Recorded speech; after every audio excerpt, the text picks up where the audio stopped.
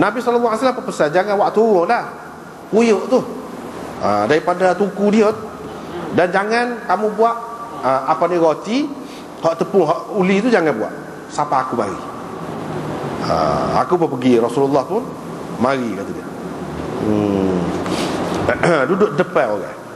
Sampai aku pergi dekat isteri aku, dia pun kata, buat tamu lah ni, kalau kita kata bahasa kita, buat tamu lah ni, kerjaanmu lah ni, jadi lagu ni. Tu dia, mula ni jadi gini ni. Mari ramai lagi demo ni. Tadi aku royak dah, jangan malu aku. Jabir pun kata, aku pun katalah ke bini aku, aku royak dah ke dia sepahamu pesan tu. Itu dia. Tapi nak kan Nabi kata gitu. Tak apalah. Aku pun buat keluar daripada tepung hak sudah uli tu kepada Rasulullah. Dia pun ludah-ludah dalam tu dan mendoakan keberkatan. Lepas tu dia pun pergi dekat puyuk tu, dia pun ludah-ludah gitu juga. Sebab baru ni lah kita sebut ludah tu, bukan ludah hailio banyak, ludah seperti bombong sikit-sikit, syarat, isyarat gitu. Itu ludah sini maksudnya. Bukan ludah tu kumpul ke air lio tu dalam mulut tu, ludah lagu tu. Bukan lagu tu, jangan dibuat lagu tu. Untuk bombong pun tak buat lagu tu. Dia ambil syarat. Itu maksud sini. Dia pun doa keberkatan. Lepas tu dia pun panggil mari,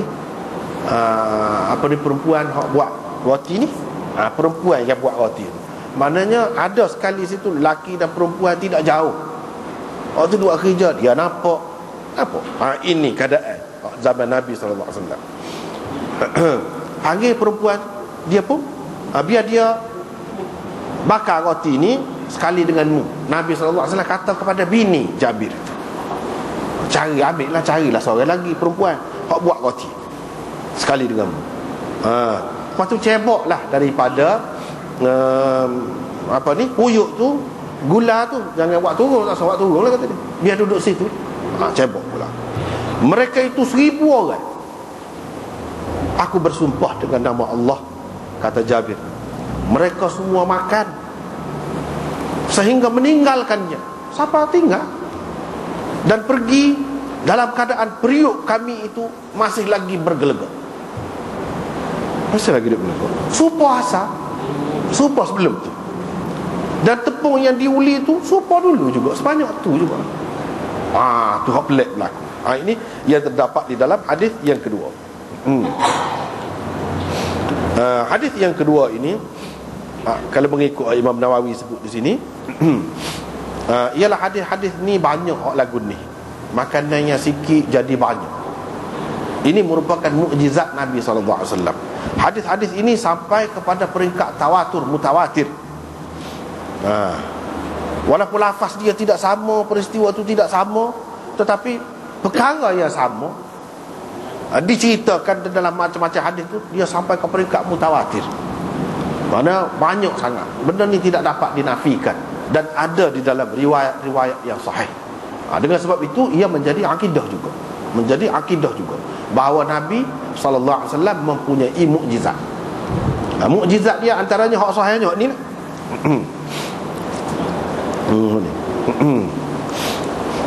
Banyak lagi lah hak lain-lainnya. Tapi hak ni, ulama-ulama ada mengumpulkan mukjizat-mukjizat ataupun perkara-perkara pelik yang berlaku daripada Nabi SAW ni. Dia ada kumpulkan kitab. Dia panggil Dalailun Nubuwah. Misalnya Qaffal menulis kitab Dalail dia, dan anak buah dia iaitu Abi Abdullah Al-Halimi juga ada tulis. Abu Bakar Baihaqi juga ada tulis kitab Dalail. Dan banyak kitab Dalail ni kitab yang khusus mengumpulkan mukjizat Nabi. Itu orang panggil Dalail. Hadis juga, tapi hak bahagian tu saja orang panggil Dalail. Dalam kitab Dalail tu, tapi dalam kitab Dalail tu dia macam-macam lah. Ada hak dhaif, hak maudhu' pun ada, hak sahih pun ada. Hak dalam kitab-kitab yang sahih ni hak sahih lah.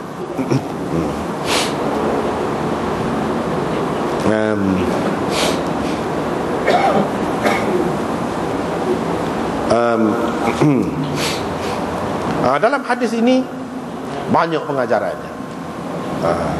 Yang pertamanya, kita kena faham melalui keadaan, tak payah royak.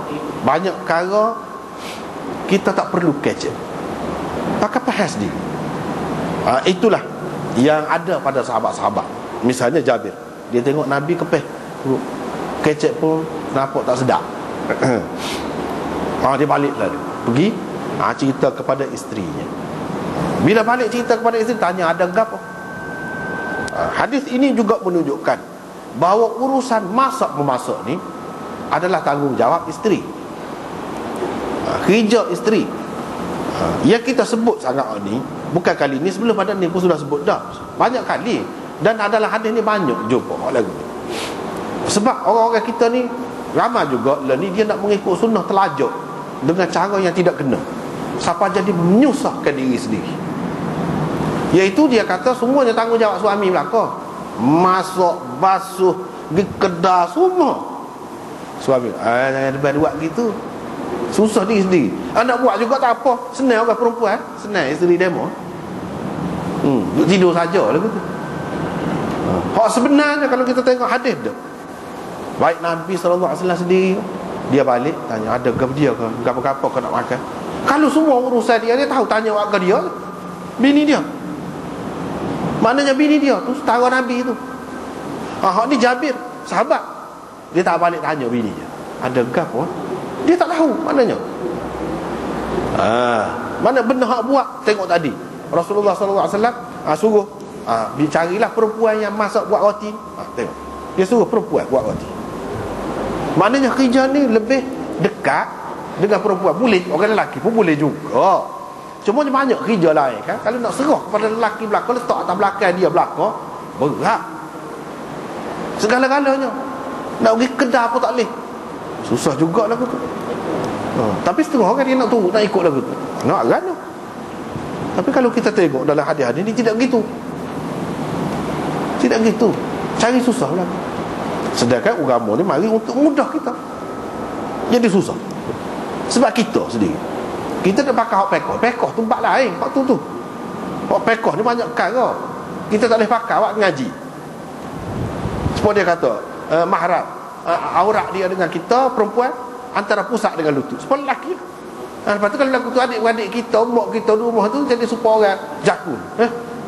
Dia pakai kilas seperti kita sini, orang lelaki biar nampak kata-kata. Gitu. Memang lagu tu kita pekoh, Syafi'i pekoh mana pun.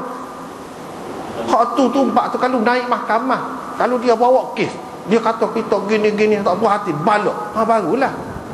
Sebenarnya pada perempuan tu boleh menuntut. Kalau lelaki tu dia berkemampuan untuk biar ada orang gaji ke, dia kita panggil pembantu rumah ke, memang boleh. Kalau nak kira tanggungjawab suami, tetapi pembahagian mengikut uruf dalam Islam, dia pakai juga uruf kebiasaan masyarakat yang diterima, Nabi sendiri terima, iaitu orang perempuan. Tetapi dalam keadaan tertentu, kalau sampai balak, kalau sampai tidak berlaku adil, dia boleh bawa kepada mahkamah sampai ke peringkat tu.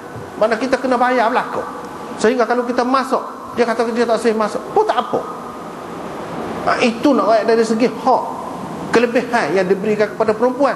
Tetapi takkanlah perempuan ni senang hati tengok suami dia sukuh sembah, lelah pergi mari. Takkan lagu tu. Sebab tu kita kena tengok cara Nabi ni lagu mana. Baru selesai. Hak pekoh tu bab lain, banyak perkara. Dia misalnya dia kata orang kafir zimmi dalam negara Islam kena pakai hitam belakang. Rumah dia tak boleh besar daripada rumah orang Islam. Kereta dia tak boleh besar daripada kereta orang Islam. Lepas tu kalau jumpa dengan orang Islam tengah jalan, dia kena lari ke tepi. Kalau duduk tepi dia kena jatuh masuk dalam parit. Pak kafir mana nak terima Islam lagu tu. Kalau nak bawa pemerintahan Islam lagu tu, kita royak lagu tu. Jangan tebal dia royak. Orang jadi keliru, jadi orang jadi takut. Sebab zaman itu muka tak ada masalah pemerintahan ni, masalah masuk Islam dia takut kena jauhi, kena sunat. Hak tu pun tak boleh masuk Islam dah. Hak ni pun satu juga sebab ni. Jangan dibawa benda macam tu. Hak tu dia ada keadaan-keadaan tertentu. Dia ada, itu cerita sejarah. Tapi memang ada dalam kitab fiqh. Memang ada. Kita kena tengok Nabi buat lagu mana, sahabat buat lagu mana. Hak tu rujukan utama. Ada kalanya Pekoh ni kita kena tinggal tu.